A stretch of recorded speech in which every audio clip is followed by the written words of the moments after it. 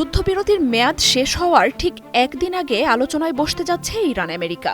সোমবার পাকিস্তানের ইসলামাবাদে এই বৈঠক হতে পারে বলে জানাচ্ছে ইরানি সূত্রগুলো। সিএনএন জানিয়েছে, যুদ্ধবন্ধের আলোচনায় অংশ নিতে রবিবারই পাকিস্তানে যেতে পারেন তেহরান ও ওয়াশিংটনের প্রতিনিধিরা। এদিকে শুক্রবার রাতভর ইরান বিষয়ে সামাজিক ও গণমাধ্যমগুলোতে একের পর এক বার্তা দিয়েছেন আমেরিকার প্রেসিডেন্ট ডোনাল্ড ট্রাম্প। ট্রুথ সোশ্যালের এক পোস্টে তিনি দাবি করেন, হরমুজ প্রণালী আর কখনোই বন্ধ করবে না ইরান, যদিও ইরানের জলসীমায় অবরোধ বহাল থাকবে বলে জানান এই নেতা। বাংলাদেশে এলো এই প্রথম টাচলেস আরএকে সেন্সেশন ওয়াটার ক্লোজেট।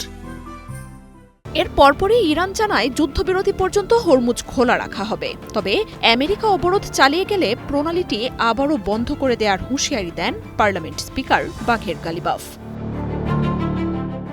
স্থায়ী যুদ্ধবিরতি নিয়ে রবিবারই সমঝোতার আভাসও দেন ট্রাম্প। জানান, পরমাণু কর্মসূচি অনির্দিষ্টকাল বন্ধ রাখা, সমৃদ্ধ ইউরেনিয়াম আমেরিকার হাতে তুলে দেওয়ার মতো বিষয়ে বোঝাপড়া হয়েছে। দুই দেশের মতের তেমন কোনো অমিল নেই বলেও দাবি তার। তবে আমেরিকার প্রেসিডেন্টের এসব দাবি প্রায় সাথে সাথেই নাকচ করে দিয়েছে ইরান।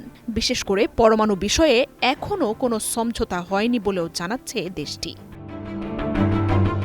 ইরান আমেরিকার স্থায়ী যুদ্ধবন্ধের জোরালো কূটনৈতিক প্রচেষ্টার মধ্যেই হরমুজ ও পরমাণু কর্মসূচির মতো বিষয়ে পাল্টাপাল্টি এসব দাবি ঘিরে ধোঁয়াশা বাড়ছে। মার্জিয়া উপমা, ওয়ান ইন্টারন্যাশনাল ডেস্ক।